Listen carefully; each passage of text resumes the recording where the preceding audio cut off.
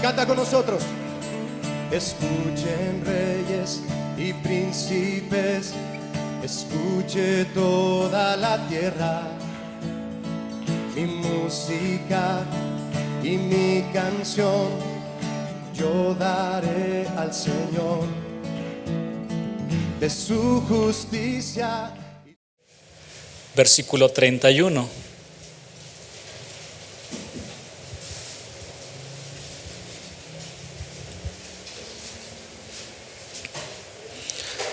Mateo 14, versículo 31.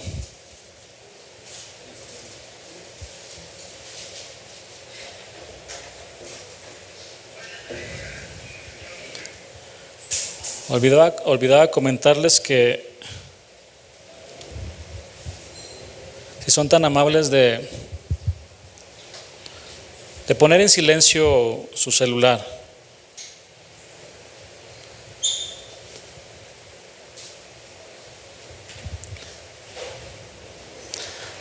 ¿Habrá algo más importante que escuchar la voz de Dios? Yo creo que no. No hay nada más importante que escuchar su voz. Mateo 14, 31.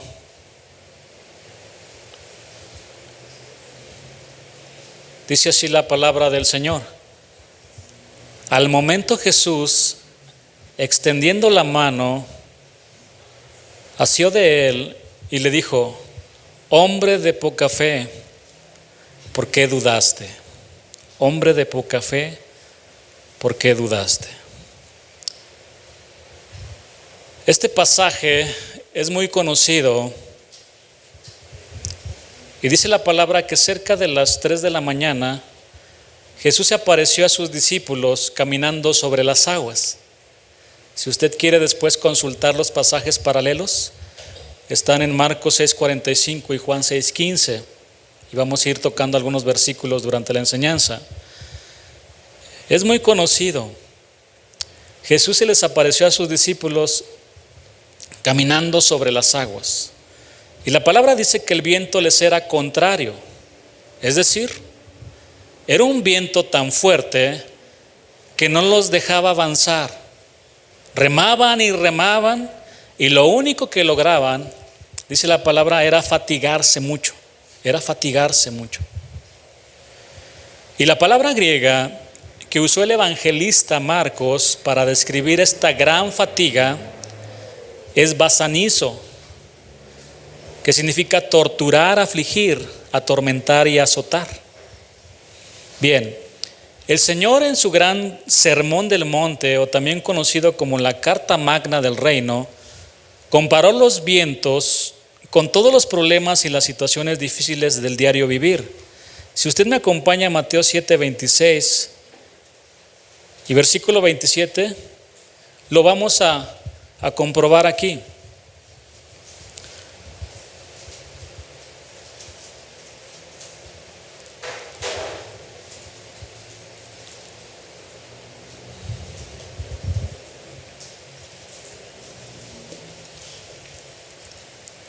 En ese gran sermón que comienza con las bienaventuranzas y que termina en este capítulo 7, donde el Señor habló abundantemente de los principios del reino y de tantas cosas, hermanos. Si usted tiene la oportunidad de leerlo, léalo con el corazón, lea ese sermón con el corazón, no con el entendimiento, con el corazón.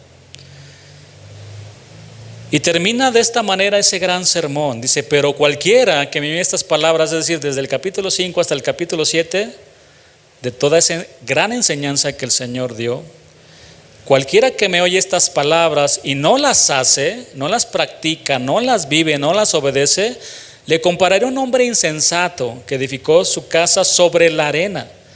Y descendió lluvia, y vinieron ríos, y soplaron vientos, y dieron con ímpetu contra aquella casa, y cayó, y fue grande su ruina.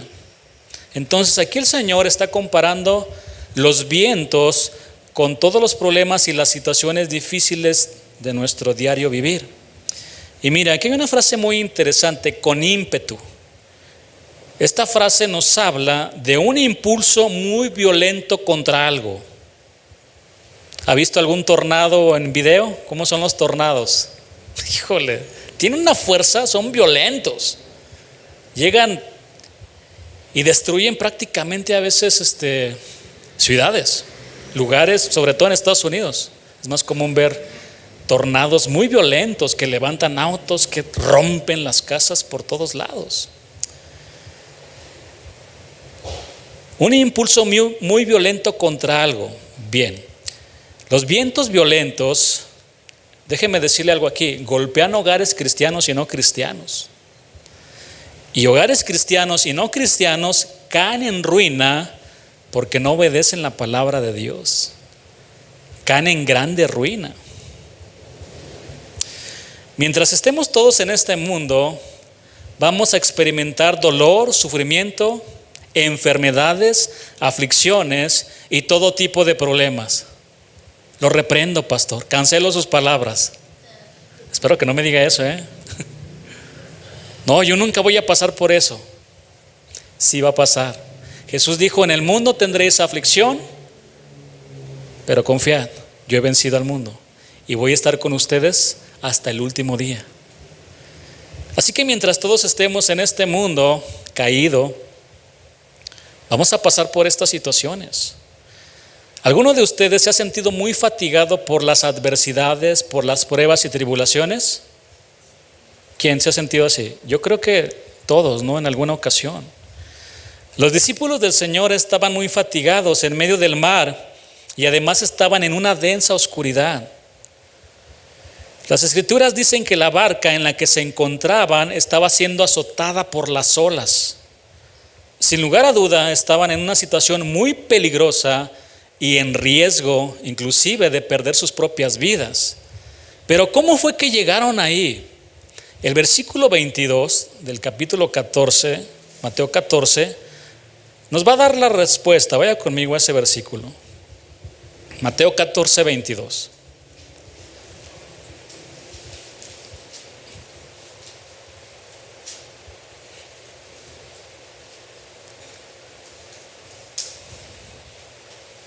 ¿Cómo fue que llegaron ahí?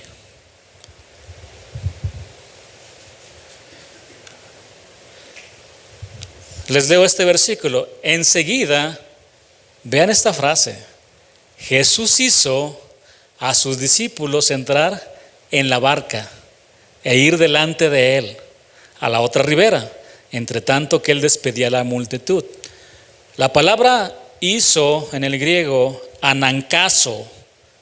Vean esta palabra, demandar, forzar y obligar. Los obligó, los forzó. Sí, mis hermanos, los obligó a que entraran al arca y de manera inmediata. Porque si leen conmigo el versículo 22, la primera parte dice enseguida. Y esta palabra enseguida significa inmediatamente. Ahora ya salgan de aquí, métanse al arca. Qué interesante, ¿no? ¿Por qué? ¿Por qué Jesús quería que se fueran de ese lugar inmediatamente? Previamente el Señor había alimentado una multitud conformada por 5,000 hombres, sin incluir mujeres y niños. Si usted le suma las mujeres y los niños, de acuerdo a algunos eruditos, dicen que por lo menos alimentó a 15,000 personas, con unos panes y unos peces. Bien, este milagro impactó a las personas y en un estallido de fervor nacionalista, dice el Evangelio de Juan, que lo querían hacer su rey terrenal a la fuerza. Voy a tomar unos versículos paralelos. Vamos a Juan 6:13, versículo 14 y versículo 15.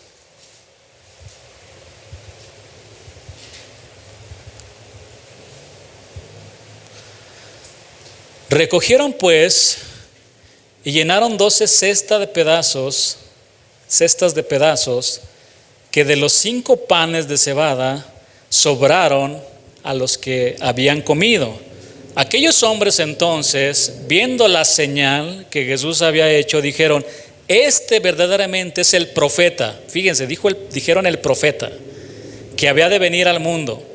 Pero entendiendo Jesús que iban a venir para apoderarse de él y hacerle rey, volvió a retirarse al monte él solo.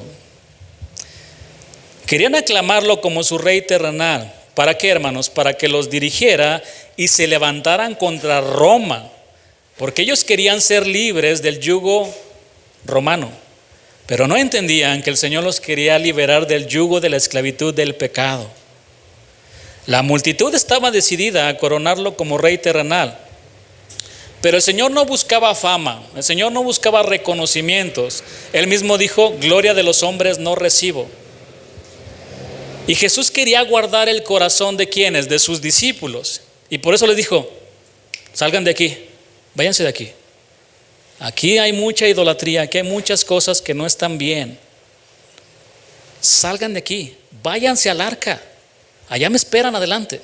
Este lugar no es seguro para ustedes. ¿Por qué? Porque los pueden contaminar.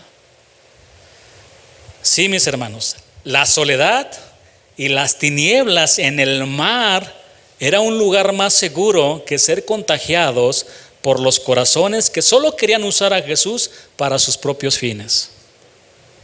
Para sus propios fines.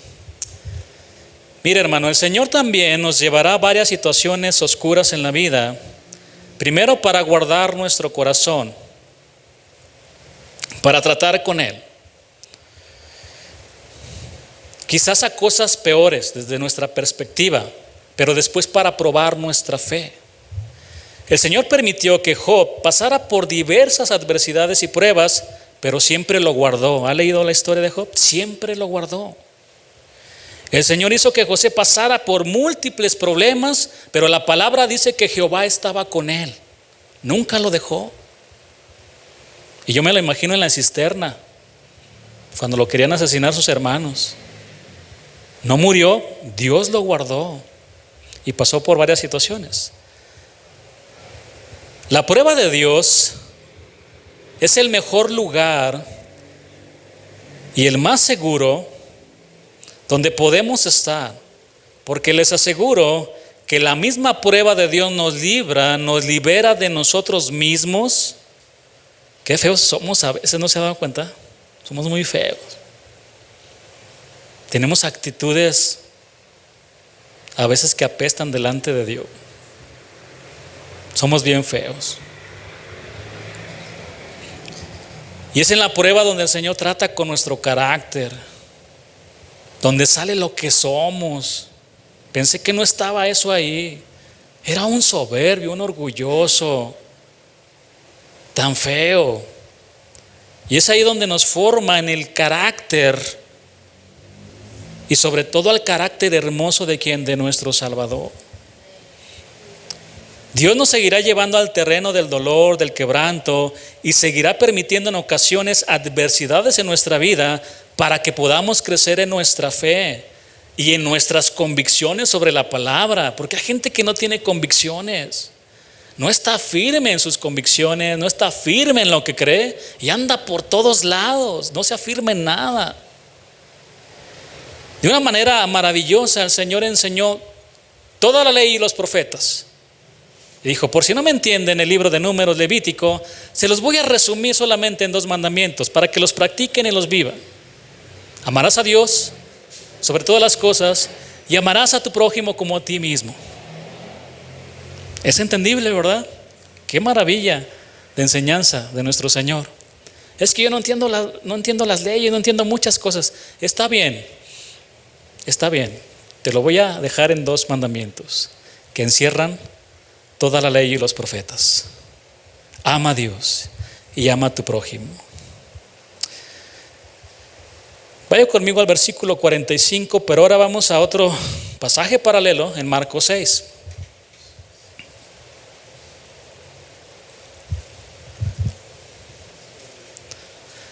Marcos 6:45.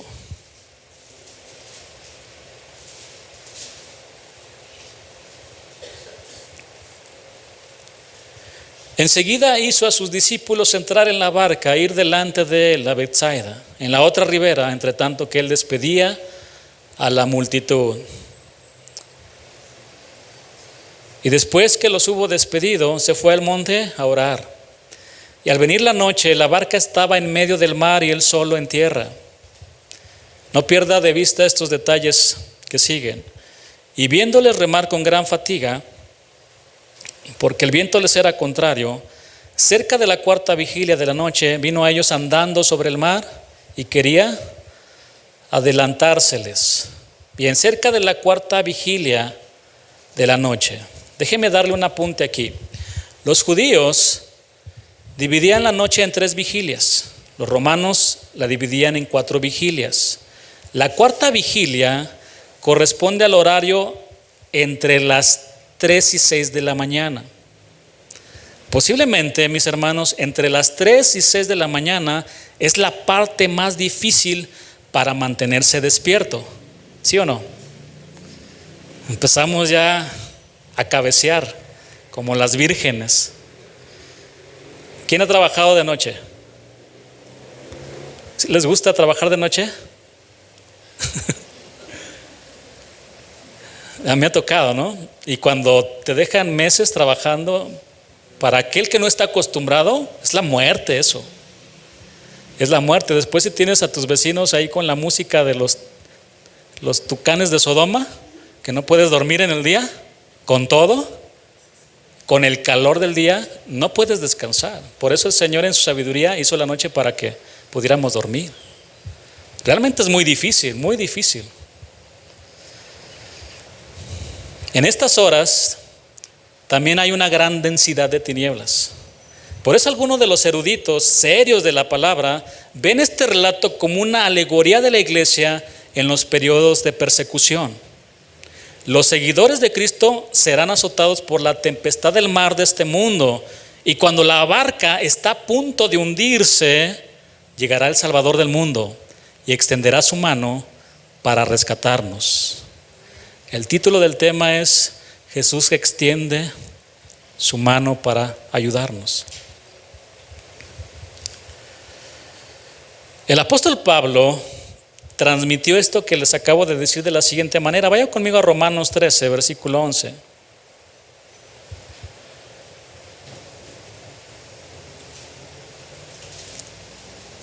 Cuando lo tenga me dice amén. Ah, lo tienen. Fueron rápidos con su espada. Romanos 13:11 dice: y esto, conociendo el tiempo. Esta frase, conociendo el tiempo, significa darnos cuenta en el momento en que estamos viviendo. ¿Ya se dio cuenta en el tiempo en el que estamos viviendo? La Escritura dice que estamos viviendo tiempos peligrosos, feroces. ¿Y sabe a lo que me refiero? Con todas las ideologías que se están levantando, con todo lo que está pasando a nivel mundial. Y esto conociendo que ya es hora de levantarnos del sueño, porque ahora está más cerca de nosotros nuestra salvación que cuando creímos. Es decir, el regreso glorioso de nuestro Señor Salvador se acerca, se acerca. Lea conmigo el versículo 12. La noche está avanzada y se acerca el día. Esto significa que cuando estén más densas las tinieblas, falta poco para que amanezca. Falta muy poco. Por eso el apóstol dice: desechemos pues las obras de las tinieblas y vistámonos de las armas de luz. Vistámonos las armas de luz. Versículo 13: andemos como de día, como honestamente, no en glotonerías y borracheras, no en lujurias y lascivias, no en contiendas, no en peleas y envidia. Versículo 14: sino vestíos del Señor Jesucristo y no proveáis para los deseos de la carne. Mis hermanos, debemos estar alertas y discernir los tiempos. La noche ya está muy avanzada. Navegamos en un mundo sumergido en tinieblas. El mundo anda en todo tipo de pecados inmorales, peleas, envidias y hasta en parrandas. Los cristianos no. Como si hoy mismo regresara el Señor por nosotros, así debemos vivir. decentemente, honestamente, como de día en medio de las tinieblas, porque somos hijos de luz. Las olas están pegando muy fuerte a nuestra barca y parece que estamos solos y que el Señor nos ha dejado a la deriva en medio del mar, pero vamos a ver que no es así. Vaya conmigo a Marcos 6:47 y versículo 48.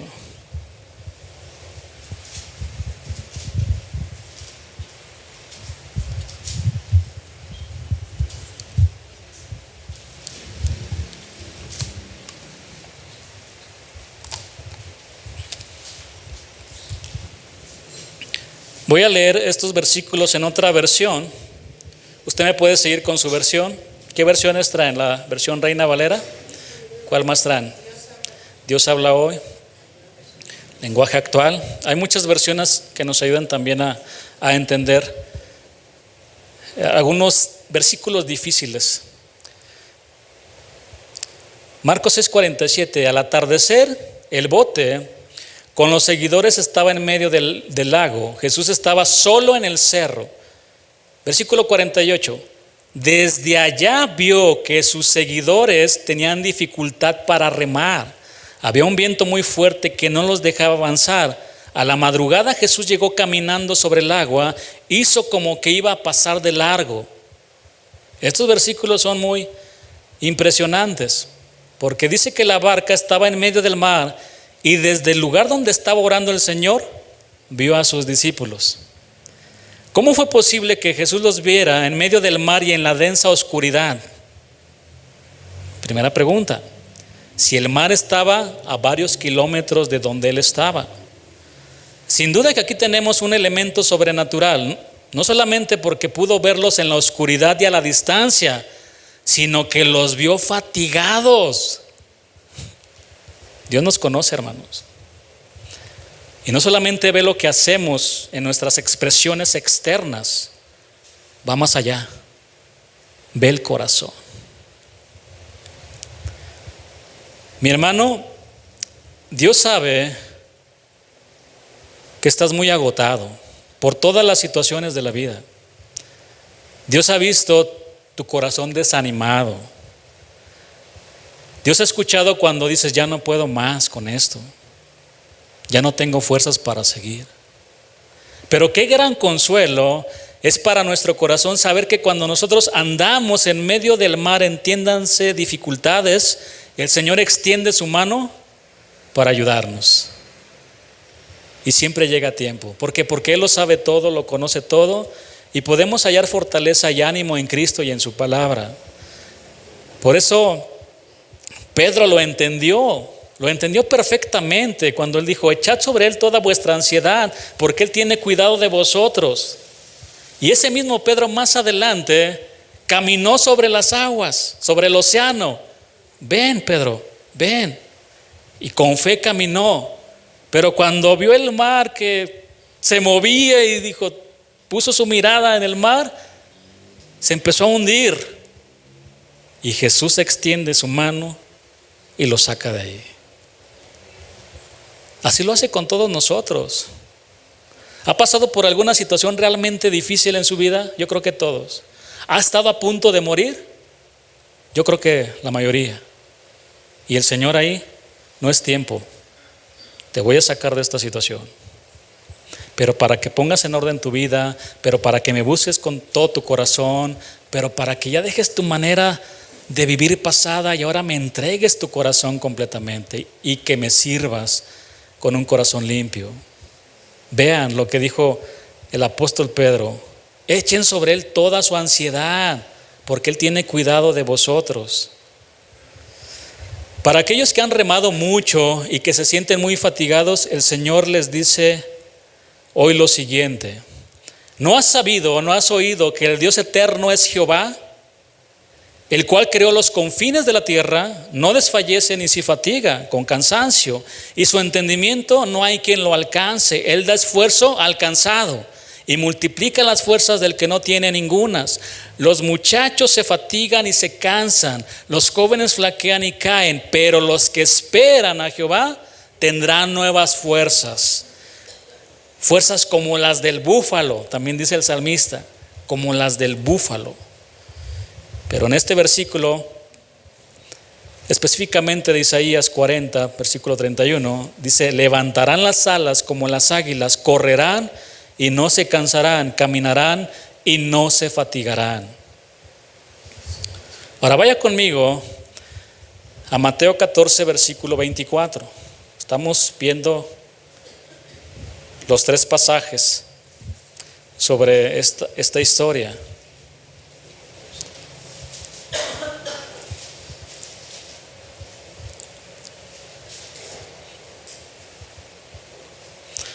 Mateo 14, 24 dice: y ya la barca estaba en medio del mar, azotada por las olas, porque el viento era contrario.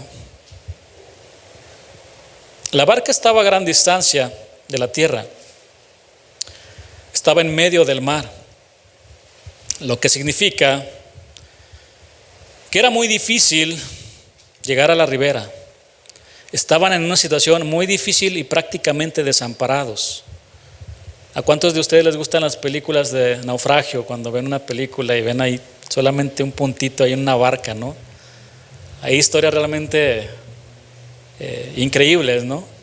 De cómo sobreviven, tratando hasta de ahí comer el pescado que tienen a su lado, y etcétera. Pero estaba en medio del mar. Era una situación muy difícil y se sentían desamparados.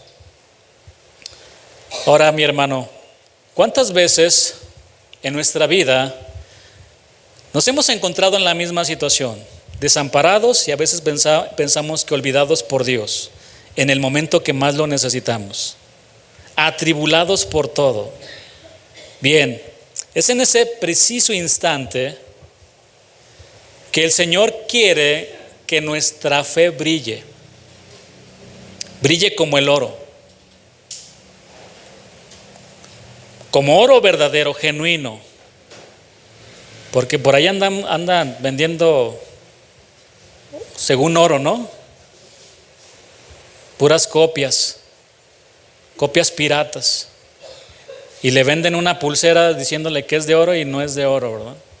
Es de tantos quilates y usted le cree, ya según trae su reloj con tantos quilates y está bien chafa. No, mi hermano.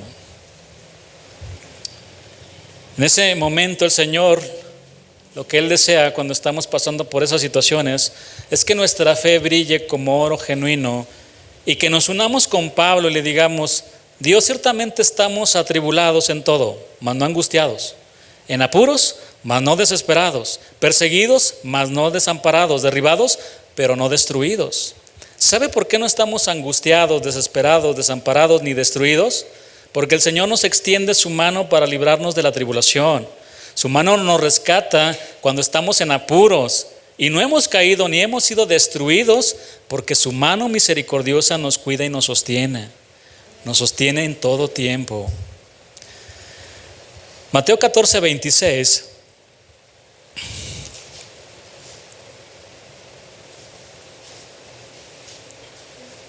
Dice así la palabra: y los discípulos, viéndole andar sobre el mar, es un milagro del Señor, se turbaron diciendo: un fantasma, y dieron voces de miedo. Notemos algo aquí. Jesús pudo mandar a sus ángeles para rescatarlos o trasladarlos de una manera sobrenatural a otro lado, a otro lugar, pero no hizo eso. Él fue personalmente a donde estaban los suyos para extenderles su mano.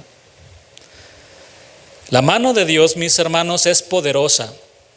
Las Escrituras dicen que el Señor sacó a su pueblo con mano poderosa, los liberó de los egipcios con mano poderosa.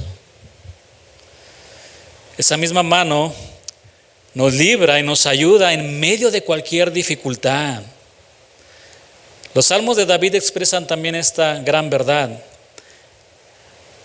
Salmo 34, versículo 15, dice: los ojos de Jehová están sobre los justos, los que caminan en rectitud, los que agradan a Dios, no cualquier persona,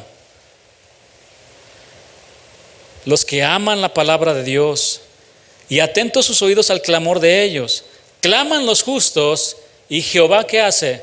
Los oye y los libra ¿de qué? De una angustia, de todas sus angustias. Versículo 18, cercano está Jehová a los quebrantados de corazón y salva a los contritos de espíritu. Si me siguen el versículo 19 dice, muchas son las aflicciones del justo, pero de todas ellas le librará Jehová.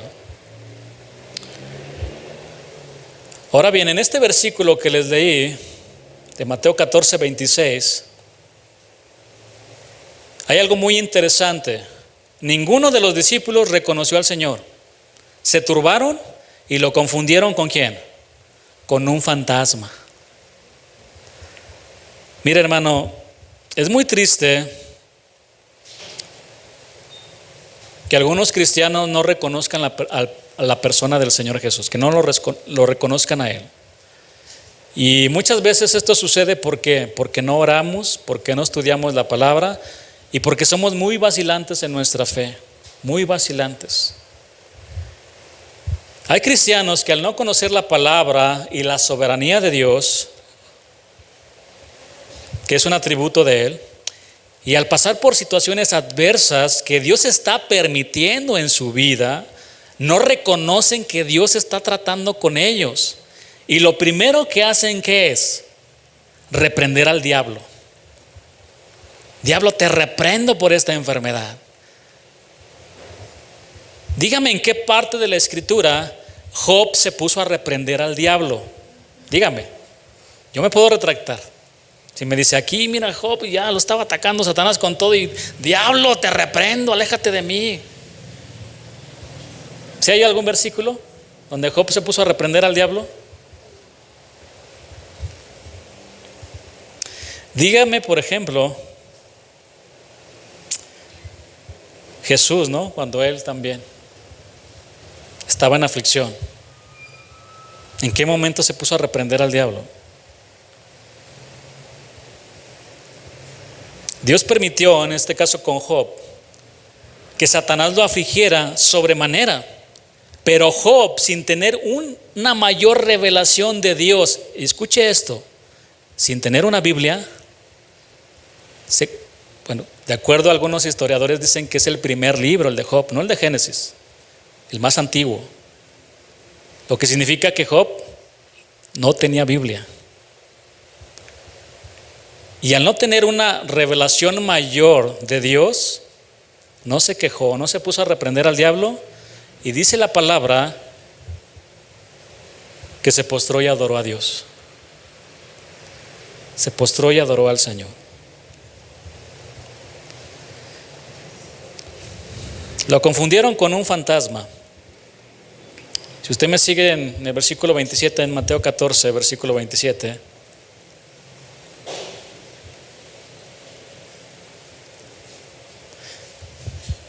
Les leo este versículo. Pero enseguida Jesús les habló diciendo, tened ánimo, yo soy, no temáis. Las palabras del Señor Jesús calmaron la angustia de los discípulos. Y hermanos, hoy abracemos estas mismas palabras del Señor Jesús. Tengan ánimo, no se desanimen, no teman, sigan adelante. Sigan confiando en Jesús, Él nunca les va a fallar, nunca les va a fallar. David en el Salmo 17 dijo, Jehová es mi luz y mi salvación, ¿de quién temeré? Jehová es la fortaleza de mi vida, ¿de quién he de atemorizarme? Hasta aquí el Señor había tratado con su grupo de discípulos, pero de ahora en adelante Él va a tratar de una manera personal. Y diga conmigo, Dios trata de manera personal. Dios va a tratar conmigo, con mi corazón. De ahora en adelante Él va a tratar de manera personal con Pedro. Vaya conmigo al versículo 28. Entonces le respondió Pedro y dijo, Señor, Mateo 14, 28. Señor, si eres tú, manda que yo vaya a ti sobre las aguas. Y él dijo, ven. Y descendiendo Pedro de la barca, andaba sobre las aguas para ir a Jesús. ¿Qué sentiría el apóstol Pedro? Caminar sobre las aguas. Póngase ahora sí que en los pies de Pedro. Yo creo que, bueno, aquí podemos ver que Pedro tuvo fe. O sea, confió en la palabra del Señor Jesús que le dijo, ven. Pero ¿por qué los otros no se animaron a caminar? Porque tenían miedo de hundirse. Es lo lógico, es lo normal. Metemos el agua y de inmediato nos hundimos. Pero él empezó a caminar sobre las aguas. No sé qué sensación pudo experimentar, pero fue algo realmente milagroso. Pueden ver la fe de Pedro y cierta valentía. Él sabía que era imposible para un hombre caminar sobre las aguas, pero el creador de los océanos le estaba diciendo, ven Pedro, ven. Todo lo que tenía que hacer era fijar su mirada ¿en quién? En el Señor, para llegar hasta donde él estaba. Bien, al igual que Pedro, el Señor nos invita a caminar con fe sobre las dificultades que enfrentamos en nuestro diario vivir, colocando nuestra mirada ¿en quién? En Jesús, en Jesucristo. Nunca le va a fallar Jesús. Su pastor le va a fallar, hermano. Su pastor le va a fallar. Su pastor es hombre como usted. Le va a fallar un día. Pero Jesús no. Por eso Hebreos 12:2 dice, puesto los ojos en Jesús, el autor y consumador de la fe, el cual por el gozo puesto delante de él sufrió la cruz, menospreciando el oprobio, y sentó a la diestra del trono de Dios. Y en Hebreos 11:27 vemos cómo Moisés se sostuvo como viendo al invisible, al Señor Jesús. Mateo 14:30. Todo iba bien con Pedro. Pero aquí encontramos un pero que le da un giro a la historia. Pero al ver el fuerte viento, tuvo miedo. Y comenzando a hundirse, dio voces diciendo, Señor, sálvame. Todo iba muy bien, hasta que quitó su mirada de Jesús. Esto una ocasión lo dije y lo voy a volver a comentar el día de hoy. El día que usted y yo quitemos la mirada de nuestro Señor Jesús, puede ser el momento más peligroso de su vida y de mi vida. Así como le estoy diciendo. Si usted pone su mirada en una teología, en una postura teológica o en otras cosas, antes que al Señor, corre un grave peligro. Lea la Biblia, conozca a Cristo. Yo les decía hace unos minutos de que había escuchado un video y donde decían, los pentecostales no son salvos por estas razones. Ay, ¿tú quién eres para decir quién es y quién no es salvo? No, es que ellos no creen en esto y en esto y en esto. Cuando Jesús nunca enseña esa parte. Él dice, acérquense a mí. ¿Quieren vida eterna? Vengan a mí. Yo morí por ustedes en la cruz del Calvario. Una postura teológica no entregó su vida por ustedes, mis hermanos. Es una persona. La verdad está en una persona, no en un concepto filosófico, teológico. Se encuentra en Jesús. No se pierdan, no se confundan.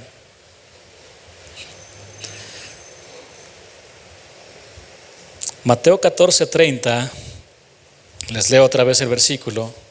Pero al ver el fuerte viento tuvo miedo y comenzando a hundirse dio voces diciendo, Señor, sálvame, sálvame. Lo mismo nos pasa a nosotros en ocasiones.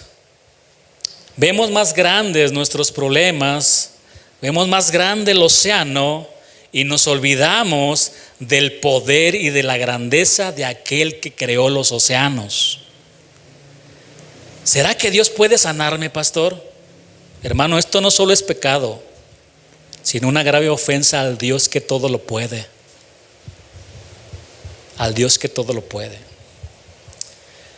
La gran lección que encontramos es que para caminar sobre las aguas no se puede dudar.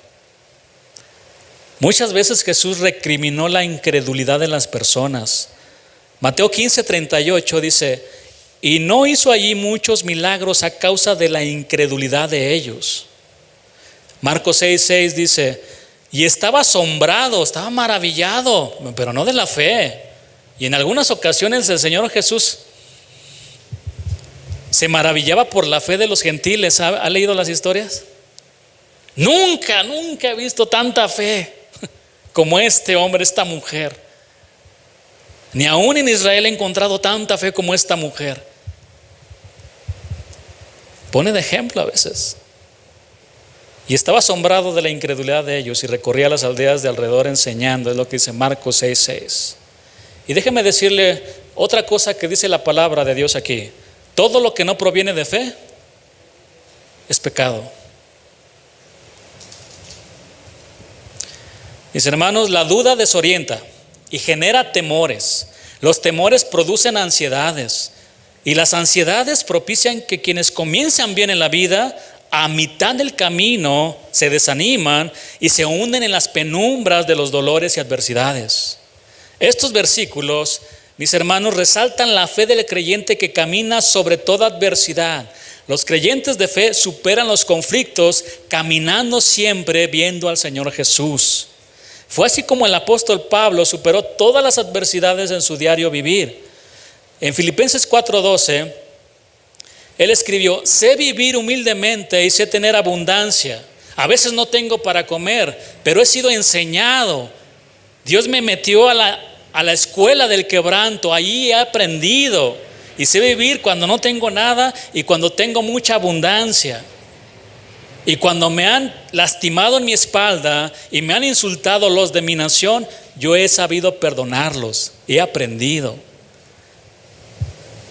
Y por eso él dijo en Filipenses 4:13: todo lo puedo en Cristo que me fortalece. Pedro se comenzó a hundir porque dudó, y esa duda lo llevó al temor de morir, aún sabiendo que Jesús estaba delante de él. Yo no quiero dudar en mis últimos segundos antes de partir al Señor.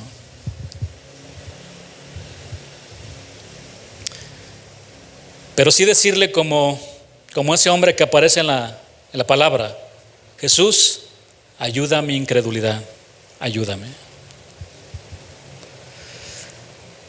Dios muchas veces nos llevará a los océanos oscuros para guardarnos y probarnos.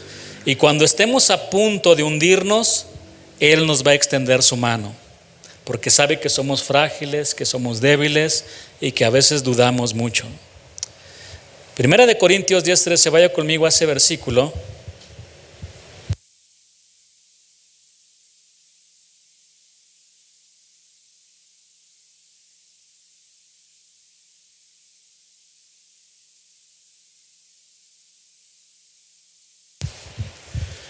No os ha sobrevenido ninguna tentación que no sea humana, pero fiel es Dios.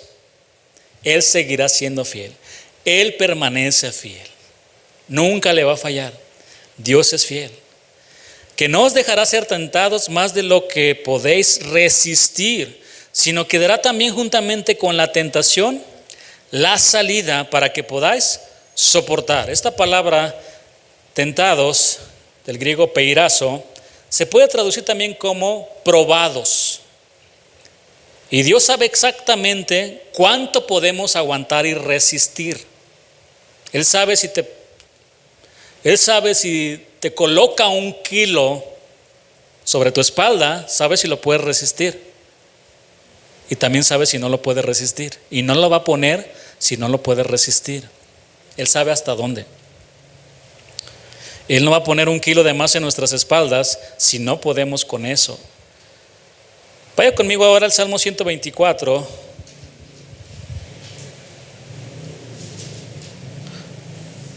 Para leer rápidamente estos versículos.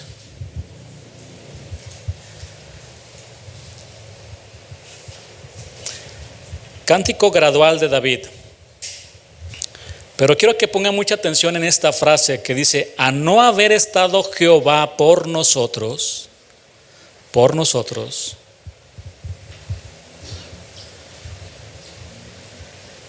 diga ahora Israel. Y se repite la frase: a no haber estado Jehová por nosotros, ¿cuándo se levantaron contra nosotros los hombres? A no haber estado Jehová por nosotros. En otras versiones se lee de esta manera: ¿qué habría ocurrido si el Señor no hubiera estado de nuestro lado? Si el Señor no hubiera estado de nuestra parte, si Dios no nos hubiera ayudado, ¿qué habría sido de nosotros? ¿Se ha puesto a pensar? ¿Qué sería de nosotros si no lo hubiéramos conocido? ¿Qué sería de nosotros si en esa situación el Señor no extiende su mano y nos libera, nos rescata? No estaríamos aquí, hermanos. Todo es misericordia, todo es de su gracia. El salmista lo que está expresando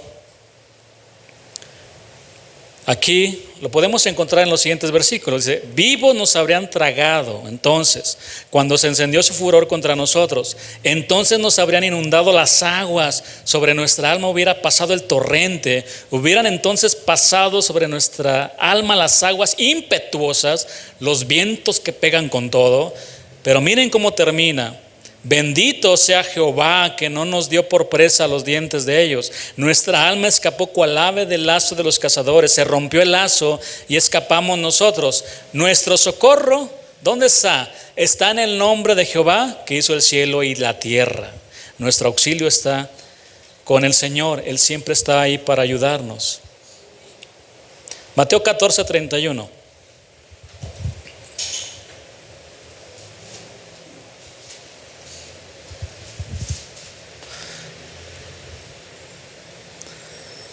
Al momento Jesús, extendiendo la mano, asió de Pedro, de él, y le dijo: hombre de poca fe, ¿por qué dudaste? ¿Por qué dudaste? Otra versión dice: de inmediato Jesús extendió la mano y lo agarró. ¿Tienes tan poca fe?, le dijo Jesús, ¿por qué dudaste de mí? Mi hermano, nunca dude del Señor. Si hay alguien en quien podemos depositar toda nuestra confianza, es Él, es Él. Él nunca nos va a fallar, jamás nos va a decepcionar, jamás, nunca nos va a decepcionar. Todo lo contrario, siempre extenderá su mano cuando más lo necesitemos. Quizá en alguna ocasión alguien le dijo que le iba a ayudar y le ha fallado. Y hasta quizá guardó amargura o rencor en su corazón porque le quedó mal contra cierta persona. Pero Jesús nunca nos va a fallar. En los evangelios vemos que Jesús extendía su mano siempre para hacer bien a los que más necesitaban, en este caso de Él. Y voy a leerles algunos versículos. Vaya conmigo a Marcos 1:30 y vamos a leer versículo 31.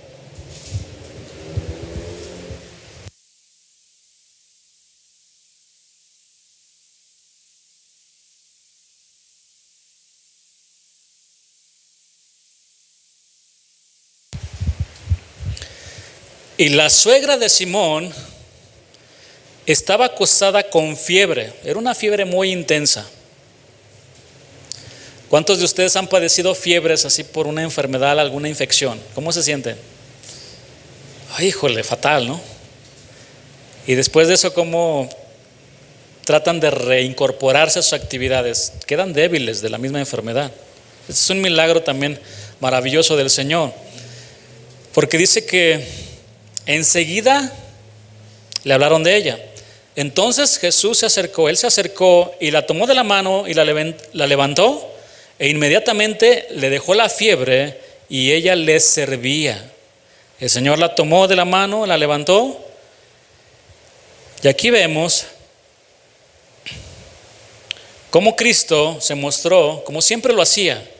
Para Él era indistinto encontrarse rodeado de una multitud de miles de personas o en un ambiente familiar. Inmediatamente se interesó por ella, y la sanó.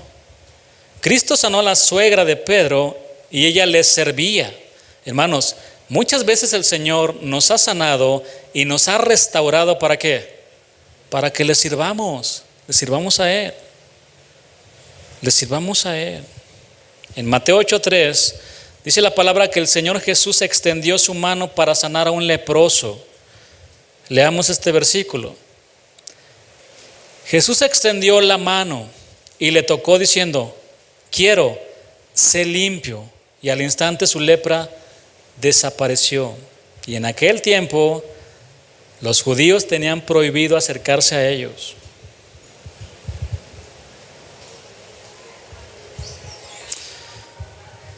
Hay una frase de una mujer que alguna vez escuché y que dijo: yo no abrazaría a un leproso por más de $1,000,000. Aunque me ofrecieran $1,000,000, yo no abrazaría a un leproso. Únicamente lo abrazaría por amor.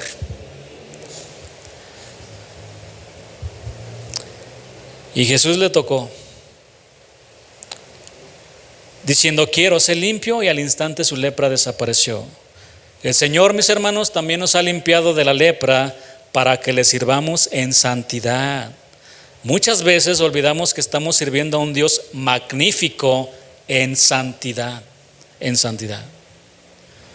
Y en Mateo 9:28, el Señor tocó con sus manos los ojos de 2 ciegos y los sanó, dice la palabra. Vaya conmigo a Mateo 9:28 y 29.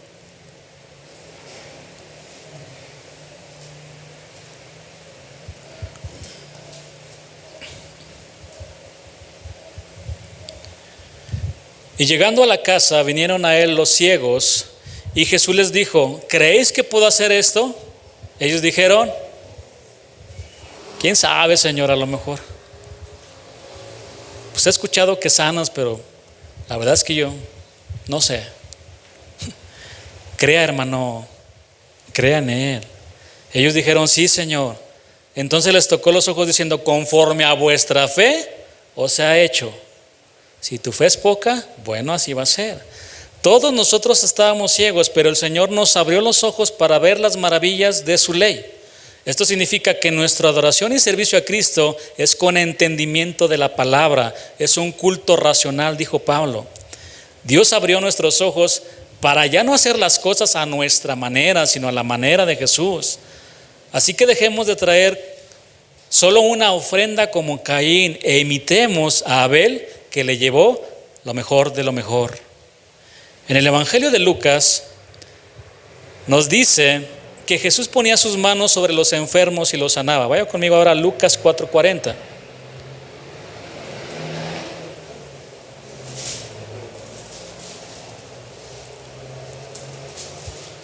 Lucas 4:40 dice: al ponerse el sol, todos los que tenían enfermos de diversas enfermedades los llevaban al curandero.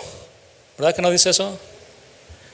Los traían a quien, a Jesús, a Él. Y Él, poniendo las manos sobre cada uno de ellos, los sanaba. Este versículo nos muestra la gran necesidad que hay en el mundo. Hay mucho trabajo. Y aquí estamos viendo que el Señor ponía sus manos sobre cada uno. Tristemente, hay pocos que dan la vida por la causa de Cristo. El Señor dijo: a la verdad la mies es mucha, la cosecha es mucha, mas los obreros pocos. Rogad pues al Señor de la mies que envíe obreros a su mies. En fin, Jesús siempre abría su corazón y sus manos, extendía sus manos para ayudar a los necesitados. Pero vaya conmigo al versículo 32 para terminar con la enseñanza.